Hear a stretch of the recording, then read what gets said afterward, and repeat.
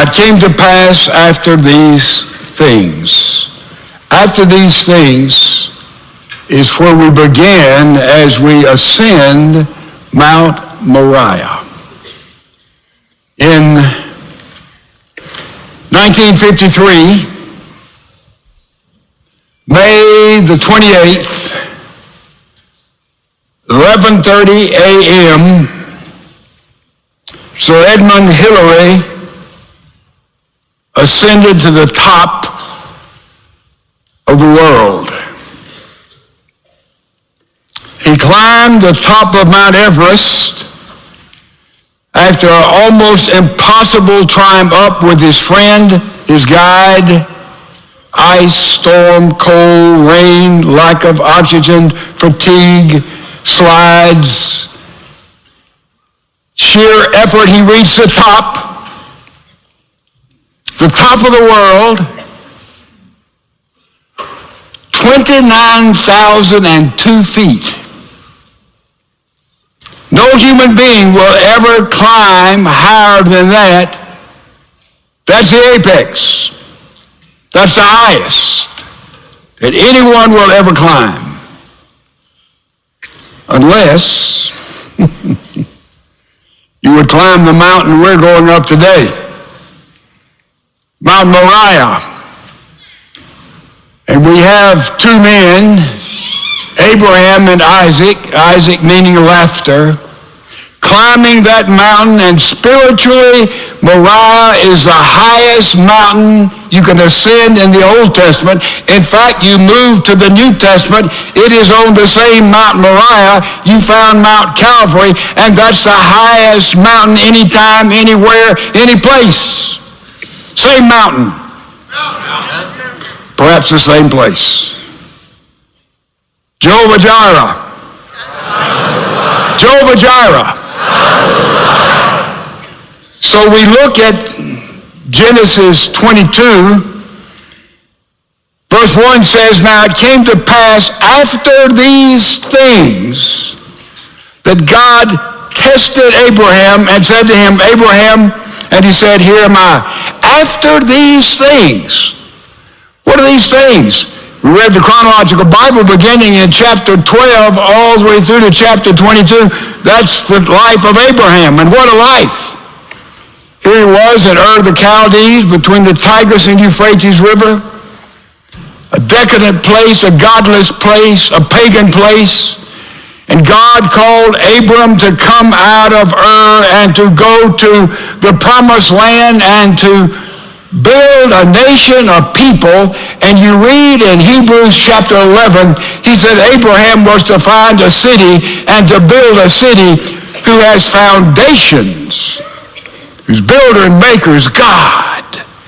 Foundations. And that was the quest, that was the faith of Abraham. He left everything he'd known, he left all the history, everything behind him, and he climbed that mountain. He went there all the way to a promised land. And we read about it. Abraham was known as a friend of God. Let me tell you something. You can't do better than that. Who's your buddy, God? Who's your best friend, God? And he's known that all the way through the Bible. And we see he got to the promised land with his nephew Lot. And you read Lot, notice this, Lot pitched his tent and then he built his altar. Abraham always built his altar and then he pitched his tent. We operate like that. We get our things together, then, oh yes, we're going to worship. Or we start off and say, I'm going to worship, and then out of worship, I'm going to get all my stuff together. Built an altar, pitched his tent. That was Abram. And what a life he lived. God blessed him. He was prosperous. Man, he fought battles to rescue his nephew Lot. And he went in Sodom and Gomorrah, and he tried to negotiate with God and be the mediator so the judgment would not come down upon those decadent, godless people. Quite a guy, quite a man. And the angel spoke to him early and said, Abram, you're going to be the father of a great nation. And his name then was called Abram, which means big-time father, foremost father, the angel said, we don't call you that anymore. By the way, people meet Abram and said, man, you're called foremost father. How many children do you have? He's not one. Oh. Then the angel said, we're going to name you Abraham, which means father of multitudes, father of many. And he said, well, what's your name? Abraham. Well, how many children do you have?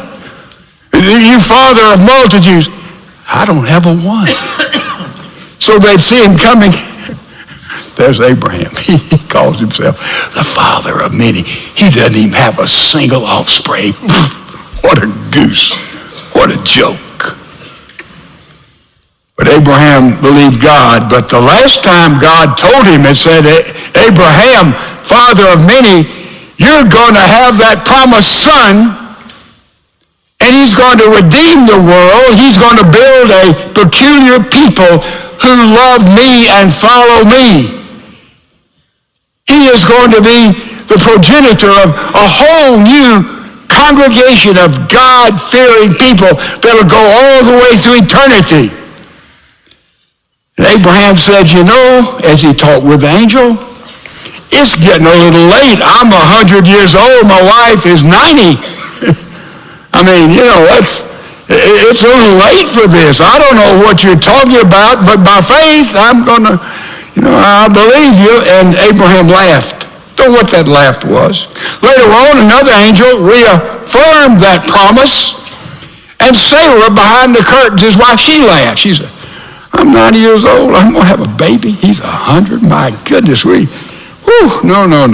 She laughed. But guess what? Sarah got pregnant. And then a baby was born, and they named him what? Laughter. That's what Isaac means. So they had a little laughter, and they were thrilled. Unbelievable. Laughter. Now the son of promise. Now it is through him the Messiah would come. What a promise. And then we see that he was tested. Fortissimo. These musicians know that word. It's a musical word. And that's what the word tested means there in the Greek. Fortissimo. It means with passion. It means with, man, all the way. It was a test that was severe, overwhelming. Fortissimo. Passionate test. Passion that Clay Walker has when he sings, right? Fortissimo. That's it. And he was tested. It's important that we know this. And that's what the verse tells us. God said, Abraham, and Abraham answered and said, Lord, I'm right here. And then we see the test that happens, and it begins with a conflict. Look at verse 2. Then God said, take now your son, your only son, Laughter, whom you love, and go to the land of Moriah, and offer him there as a burnt offering on one of the mountains of which I shall tell you. Offer Laughter as a burnt offering. And a burnt offering, ladies and gentlemen, they would take all of the animal, and put it totally on the altar and let the fire consume it completely. That was a burnt offering. And that's what God asked Abraham to do. Unbelievable, isn't it? Go, take Laughter, the promised one. And there we have, follow me carefully, a conflict. A conflict between the promise of God. Laughter is going to bring all the truth of God, the revelation of God with a new kind of people.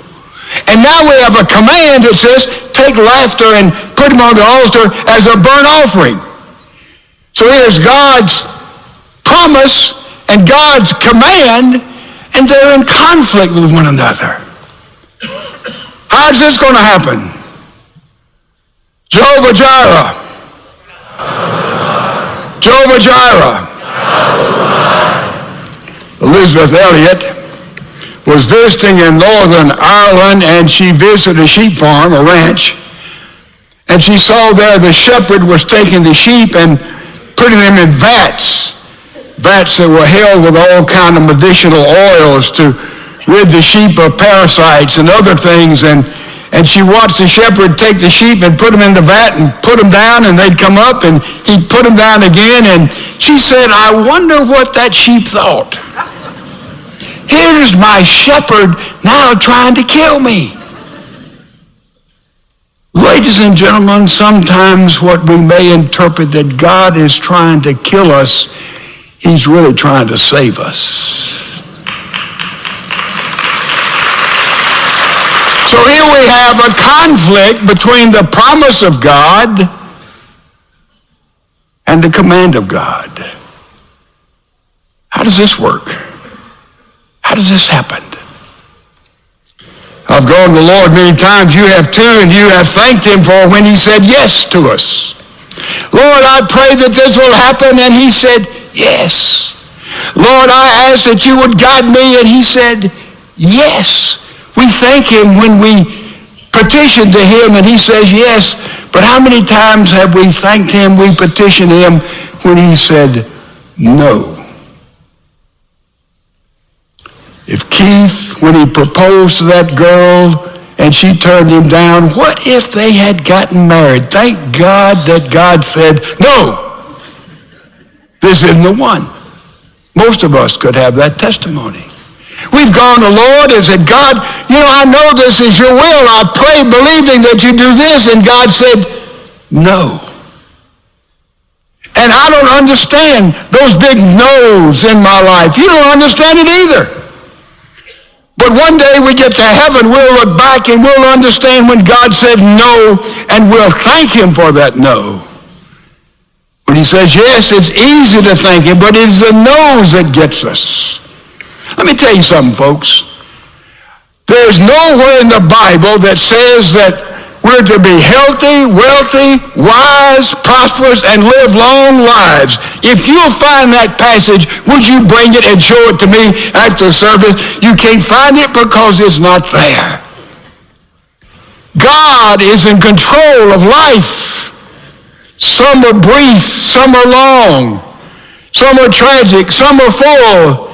You see, our purpose is to glorify the Lord, and we do that by seeking him and understanding one thing, Jehovah Jireh. So we have the test, severe test. Take your boy, climb that mountain, make him a burnt offering. And then we have the obedience. This is stunning to me. God gives this breathtaking command, and look at the next verse here. Abraham rose up early in the morning, the next day, saddled his donkey, and took two of his young men with him, and Isaac his son, and he split the wood for the burnt offering, and arose and went to the place of which God had told him. By the way, after one of our services, Clay asked me, why did they cut the wood right at the beginning of their trip, and Laughter had to carry, 18 years old probably, all that wood in his back all the way up to Moriah, a 3 days journey? And I said, I've never known. Then I knew exactly why. This is a shadow of Jesus carrying his wood up that same cross as he died for you and me. As the Father offered him a burnt offering, a living sacrifice on that altar for your sin and for my sin. And they went up the mountain. And then notice this. This verse is so very interesting. Then on the third day, verse 4, Abraham lifted his eyes and saw the place far off. And Abraham said to his young men, two went with him beside his son, and Abraham said to his young men, stay here with the donkey, and the lad and I, we will go yonder and worship. We will worship. And look at this. We will come back to you. We will go, Laughter and I. We will worship, Laughter and I, and we will come back to you. But the command was to take Isaac and make him, and burn him up and make him a burnt offering. What's going on here? You got a conflict here. How does it work? I'll sing a little chorus to myself usually. It goes like, are there any valleys that seem to be uncrossable? Are there any mountains you cannot tunnel through? No, God specializes on things that seem impossible. He knows 1,000 ways to make a way for you. So we have this conflict. We will go, we will worship, we'll come back. Man, Isaac, laughter is to be a burnt offering on this mountain. Now we understand that, we read it through with jaundiced eyes. Soren Kierkegaard wrote a little book called Fear and Trembling. And in this book, Kierkegaard says he doesn't get this story. He's saying it's a horrific story. A father asked to burn up his son, and he just says, boy, he talks about the obedience of Abraham, how exacting it was, and a lot of people stumble over this test, but it's because we don't understand it in the context of how Abraham saw it. Follow me. In that day, people didn't think individually. They thought in terms of family. And therefore, when the head of the family would die, he would leave most or all of his inheritance to the firstborn. Why? If he sorted out to all the individuals, they had 4, 5, 6, 10, 12, 15 children, all the power of the family would be dissipated. But if they stayed together, and the firstborn would control that family and be the progenitor there of the family, man, that gave them, that's the way it worked in the Middle East. And you read in the Bible, what were the Jews taught to do? What were all the other cultures taught to do? You give to God that which is first. The fruit would come in, they'd give first fruits to God. The harvest, the grain would come in, they'd give the first part of the harvest to God. And look there, remember the plagues in Egypt? What was one of the plagues? The judgment on the Egyptians. Your firstborn will be killed. Ooh. But the Israelites escaped that. How? Because a lamb was killed, and a lamb became the substitute for the firstborn. And therefore, when Abraham heard the call to present laughter, Isaac, as the firstborn, as a burnt offering, it wasn't like God said, Abraham, I want you to go to the tent and kill Isaac. Laughter. He'd say, no, that's not the voice of God. I had too many falafels last night. I mean, God wouldn't do that. Abraham, I want you to go kill Sarah. No, God would never do that. But when he said, Abraham, I want you to go offer Isaac, your firstborn, as an offering, he got that. He got that. He understood that. That's in the principle of the whole posture that we work through here. See, a totally different thing. And by the way, Isaac, laughter, got it as well. Look at the next passage, the passage of the Lamb. So Abraham took the wood of the burnt offering and laid it on Isaac, laughter, his son, and he took the fire in his hand, a knife, and the two of them went together. And laughter spoke to Abraham his father and said, my father? He said, here I am, my son. Then he said, look, the fire and the wood, but where is the lamb for the offering? Abraham answered, I don't know. I don't know. But he said, Jehovah Jireh. Oh yeah, Jehovah Jireh. I don't know where the offering is. And you're supposed to be the burnt offering, but he didn't know how this was going to happen. And he said God would provide for him the lamb for a burnt offering. So the two of them went together. Then they came to the place of which God had told him. And Abraham built an altar there and placed the wood in order. And he bound up Isaac, his son, 18-year-old, 19-year-old son, much stronger, more powerful than his dad, without any question. Isaac knew he was the firstborn. He understood what was going on and not what exactly going to take place. And he bound laughter, his son, and laid him on the altar upon the wood. And Abraham stretched out his hand and took a knife to slay his son. But the angel called to him from heaven and said, Abraham, Abraham. And the Lord said, I'm sure glad to hear from you. Here I am. Here I am. And then look what happens. And God said, do not lay your hand on the lad or do anything to him. For now I know that you fear God. There you have not withheld your son, your only son, from me. And Abraham lifted his eyes and looked, and behold, there was a ram caught in the thicket by the horns. So Abraham went and took the ram and offered it up as a burnt offering. And Abraham called the place Jehovah-Jireh. You see what's going on? God knew the firstborn were to be given to him, and he says, Abraham, you've taken a little laughter, and I want to make sure he hasn't taken my place in your heart. He hasn't become an idol.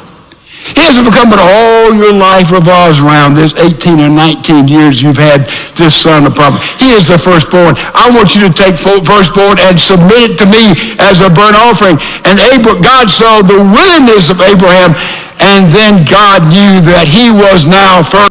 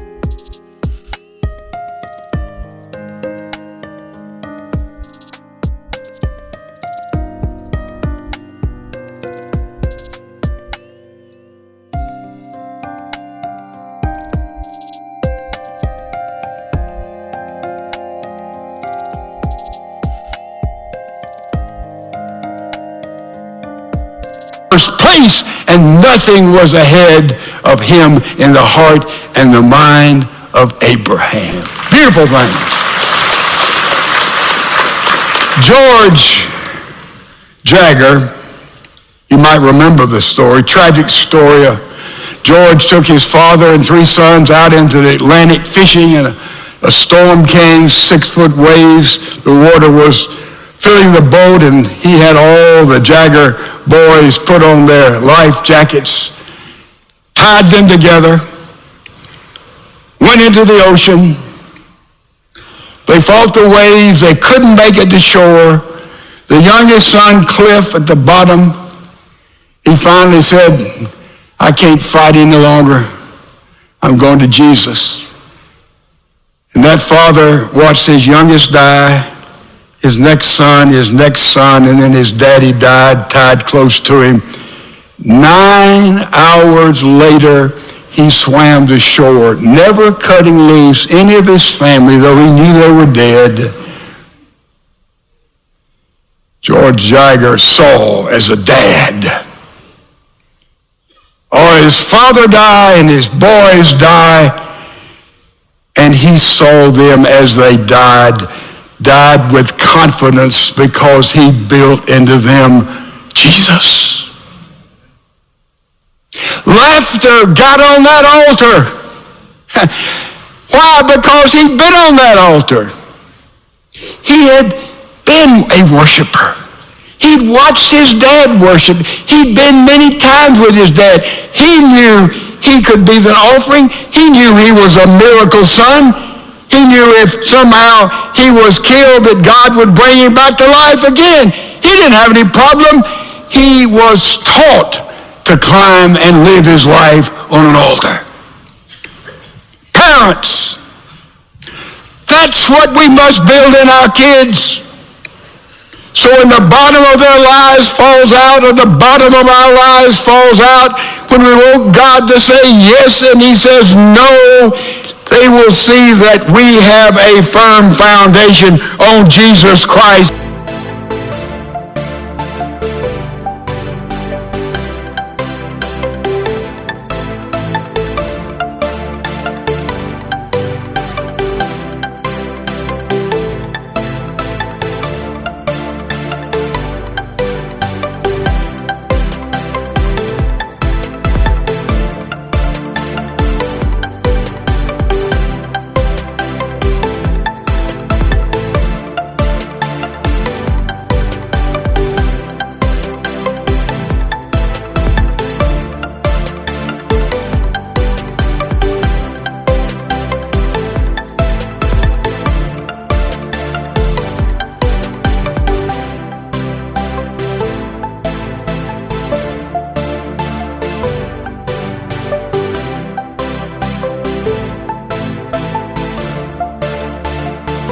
that is beyond this life and beyond the suffering of the day.